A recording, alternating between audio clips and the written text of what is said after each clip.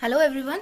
आज हम लोग देखने वाले हैं हेल्थ केयर डिलीवरी सिस्टम। पूरा हम लोग अच्छे से समझेंगे, पूरा लिख लिख के समझेंगे, पूरे नोट्स के साथ। तो स्टार्ट करेंगे क्वेश्चन से। In India which one is the first referral unit? So option में sub centre, option B PHC primary health centre, option C CHC community health centre, option D regional hospital. So ये option दिए हुए हैं। इनमें से India में first referral unit किसे कहा जाता है?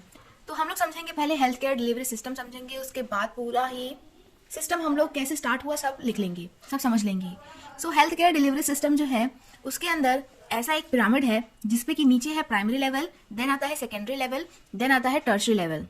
प्राइमरी लेवल जो कि सबसे पहले अवेलेबल है लोगों तक, वो होता है सब सेंटर और प्राइमरी हेल्थ सेंटर, जिसको हम लोग पीएचसी भी कहते हैं।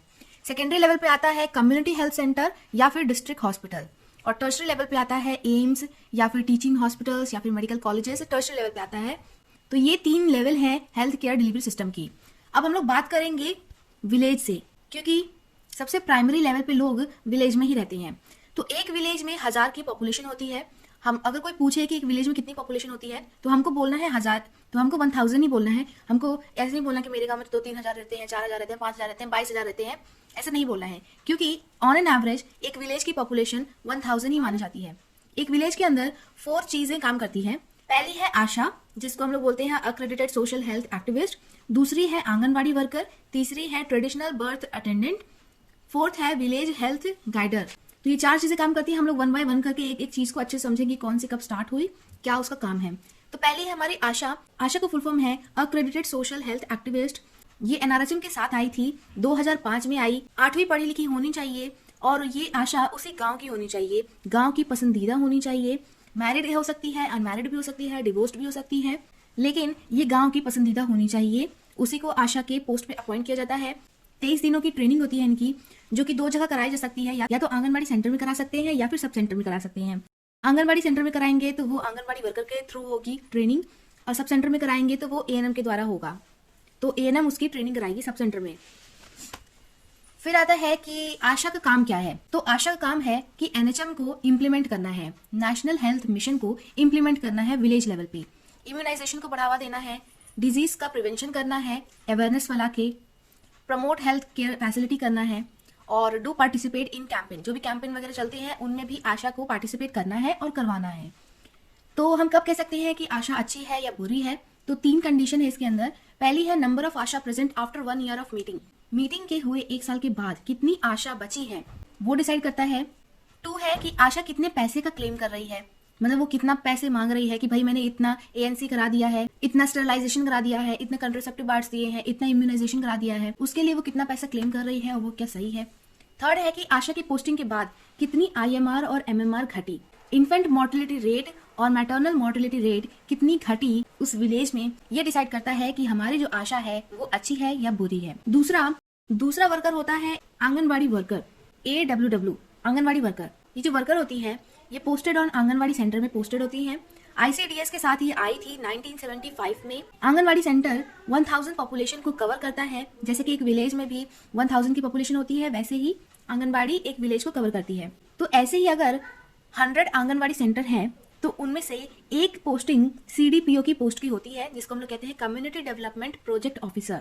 100 आंगनबाड़ी सेंटर में एक सीडीपीओ की पोस्ट होती है जो कि 1 लाख की पॉपुलेशन कवर करती है। अगर 100 आंगनबाड़ी सेंटर है और हर एक आंगनबाड़ी सेंटर में 1000 की पॉपुलेशन है तो ऑब्वियसली हम इनको मल्टीप्लाई कर देंगे तो 1 लाख पॉपुलेशन हो जाएगी। तो 1 लाख की पॉपुलेशन पर एक सीडीपीओ ऑफिसर होता है। 6 महीने से 6 साल तक के बच्चों को न्यूट्रिशन और जानकारियां देना आंगनबाड़ी वर्कर का काम होता है। साथ ही adolescent girls, reproductive age girls, pregnancy lactating womens, इन सबको भी जानकारी देना आंगनबाड़ी वर्कर का काम होता है। छोटे बच्चों को कितना न्यूट्रिशन देना है, तो छोटे बच्चों में 300 किलो कैलोरी दिया जाता है और 8 to 10 ग्राम प्रोटीन। सीवियरली मालनरिश्ड जो चिल्ड्रंस होते हैं उनको 600 किलो कैलोरी, मतलब इसका डबल, और 18 to 20 ग्राम प्रोटीन दिया जाता है। प्रेगनेंसी वालों को 500 किलो कैलोरी न्यूट्रिशन और 10 to 15 ग्राम प्रोटीन दिया जाता है। अब अगर हम पूछें कि इसका हार्ट ऑफ प्रोग्राम क्या है, मतलब ये जो हेल्थ केयर डिलीवरी सिस्टम है इसका हार्ट ऑफ प्रोग्राम कौन सा है, तो आंगनबाड़ी सेंटर ही इसका हार्ट ऑफ प्रोग्राम है। और इसका प्रिंसिपल कौन होता है, तो आंगनबाड़ी वर्कर इसका प्रिंसिपल होता है। सो ये इतना था। अब हम लोग नेक्स्ट पेज में और भी चीजें समझेंगे। जो आंगनवाड़ी होती है उसमें 2 चीजें चलती है। एक होती है किशोरी शक्ति योजना और एक होती है बालिका मंडल योजना। किशोरी शक्ति योजना में एडोलेसेंट गर्ल्स को मजबूती देना काम होता है, और बालिका मंडल योजना में गर्ल्स का ग्रुप बनाकर मेलजोल कराना, गॉसिप्स वगैरह कराना इनका काम होता है। फिर थर्ड आता है TBA, ट्रेडिशनल बर्थ अटेंडेंट, जिसको हम लोग दाई कहते हैं, पुराने जमाने में भी कहते थे, अभी भी कहते हैं। तो इनकी पोस्ट 2001 में आया था, और 40-40 घंटे की 2 मॉड्यूल में ट्रेनिंग करवाई जाती है। 40 घंटे नॉर्मल फिजियोलॉजी ऑफ लेबर समझाया जाता है इनको, और अगले 40 घंटे में इनको एबनॉर्मल लेबर समझाया जाता है। नॉर्मल लेबर तो मतलब कि वैसे ही कि जैसे नॉर्मली डायलेशन ऑफ सर्विस हो गया, और डिलीवरी ऑफ फीटस हो गया, डिलीवरी ऑफ प्लेसेंटा हो गया, फिर फोर्थ स्टेज ऑब्जर्वेशन हो गई। तो ये 4 स्टेप लेबर की समझाई जाती है इसमें पहले के 40 घंटे में। बाद के जो 40 घंटे होते हैं उसमें एबनॉर्मल चीज़ें समझाई जाती है, जैसे सर्विक्स डायलेट ही नहीं हुआ, प्रोलॉन्ग लेबर होने लगा, हाइपरटेंशन हो गया, मदर डायबिटिक मेलाइटिस है, ऐसे ऐसे कंडीशंस जो भी होती हैं वो इसमें सिखाया जाता है। लेकिन दोनों में सिखाते नॉर्मल डिलीवरी ही है, सिजेरियन नहीं सिखाते दाई को, नॉर्मल डिलीवरी सिखाते हैं और समझाते हैं। फोर्थ है VHG, विलेज हेल्थ गाइडेंस, 1977 में आई थी। गांव में नॉर्मल फर्स्ट एड मैनेजमेंट जो भी कुछ भी होता है वो VHG के द्वारा करवाया जाता है। हेल्थ अवेयरनेस फैलाना भी इनका काम है, लोगों को गाइडेंस देना कि आखिरकार इलाज पॉसिबल है कि नहीं है, इलाज है तो कहाँ करवाओ, ये सब विलेज हेल्थ गाइडेंस प्रोवाइड करवाता है। अर्ली स्क्रीनिंग करके, प्रॉपर ट्रीटमेंट करके जो कुछ भी होता है वो सब विलेज हेल्थ गाइडेंस का काम है, समझाना और एडवाइस करना। फिर आता है सब सेंटर।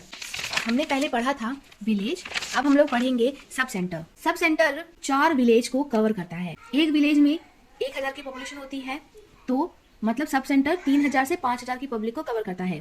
3000 हिली एरिया में कह सकते हैं और 5000 प्लेन एरिया में।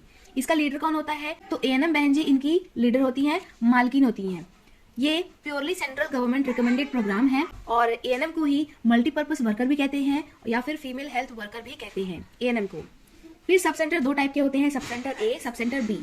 सब सेंटर जो होता है उसमें सारे एसेंशियल ट्रीटमेंट होते हैं, लेकिन लेबर और डिलीवरी नहीं होती सब सेंटर A में। सब सेंटर B में डिलीवरी होती है। अब हम इसको समझेंगे कितने स्टाफ हैं। इसमें सब सेंटर A में 3 स्टाफ होते हैं, health care worker male 1 post, health care worker female 1 post, और एक सफाई कर्मचारी जो पार्ट टाइम काम करता है उसकी भी 1 पोस्ट। फिर सब सेंटर 2 में 4 स्टाफ होते हैं, इसमें 3 थे, इसमें 4 हैं। Health care worker male 1 post, health care worker female 2 post, सफाई वाला एक पूरा दिन ये रहेगा, क्योंकि लेबर वाली प्रोसेस है तो पूरा दिन इसको रहना पड़ेगा। सब सेंटर A में बेड नहीं होता है, क्योंकि वहाँ लेबर भी नहीं होता, डिलीवरी भी नहीं होती। सब सेंटर 2 में पलंग रहता है। फिर आता है PHC, primary health centre. Sub centre के बाद क्या आता है? PHC ही आता है। PHC में 6 सब सेंटर इसके अंदर आता है। एक सब सेंटर में कितने पब्लिक थे? 3000 to 5000।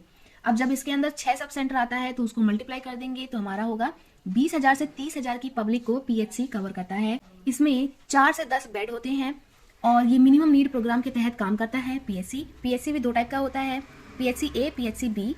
PHC A में होता है उसमें less than 20 delivery in a month होती है, इसमें more than 20 delivery in a month होती है। इसमें एक डॉक्टर बैठता है जिसको हम लोग MO कहते हैं। इसमें 2 डॉक्टर बैठते हैं क्योंकि इसमें ज़्यादा डिलीवरीज होती हैं, 20 से ज़्यादा, इसलिए यहाँ पे 2 मेडिकल ऑफिसर बैठता है। टोटल स्टाफ इसमें 15 होता है, और PHC B में टोटल स्टाफ 16 होते हैं क्योंकि 2 डॉक्टर हैं।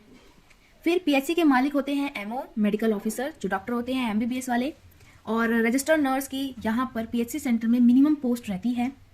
कोल्ड चेन मेंटेन करना है, IRR मिनिमम लेवल पे यहीं पे मेंटेन होता है PHC में। फिर CHC आता है कम्युनिटी हेल्थ सेंटर, जिसमें कि 80,000 से 1 लाख पब्लिक इसके अंदर रहती है, और ये भी मिनिमम नीड प्रोग्राम के अंदर काम करता है। 48 to 50 स्टाफ होते हैं।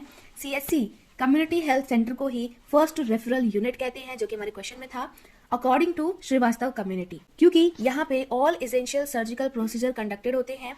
ऑल इसेंशियल ICU प्रोसीजर्स भी यहाँ पे अवेलेबल होते हैं CHC में, और यहाँ पे physician, surgeon, anaesthesiologist, gynaecologist, paediatrician, ophthalmologist, यहाँ पे CHC में सब कुछ अवेलेबल होता है, इसीलिए इसको फर्स्ट रेफरल यूनिट कहते हैं। CHC को ब्लॉक लेवल या सब डिस्ट्रिक्ट हॉस्पिटल भी कहते हैं। फिर है health care and wellness centre, is a modification of sub centre. एक और सेंटर होता है हेल्थ एंड वेलनेस सेंटर, जहाँ पे CHO बैठते हैं, कम्युनिटी हेल्थ ऑफिसर बैठती हैं, सामुदायिक स्वास्थ्य अधिकारी यहाँ पे हेल्थ एंड वेलनेस सेंटर में बैठते हैं, जो कि क्या होता है, is a modification of sub centre. Sub centre को ही मॉडिफाई करके एक और सेंटर है हेल्थ एंड वेलनेस सेंटर, जहाँ पे CHO बैठते हैं या फिर अपॉइंट होते हैं। सब सेंटर में 3 किट दी जाती है, kit A, B, C। PHC में 1 किट दी जाती है, किट D। CHC में 3 किट दी जाती है, किट E to P। सो ये सब था पूरा हेल्थ केयर डिलीवरी सिस्टम का। हमारा आंसर क्वेश्चन का CHC है। ये सब हमने अच्छे समझ लिया नोट्स के साथ। अगर आपको वीडियो पसंद आई तो आप हमारे चैनल को सब्सक्राइब करिए, इसको लाइक करिए, शेयर करिए। जितना आप शेयर करेंगे उतनी ही वीडियोस हम लोग आगे बना पाएंगे। Thank you so much for watching.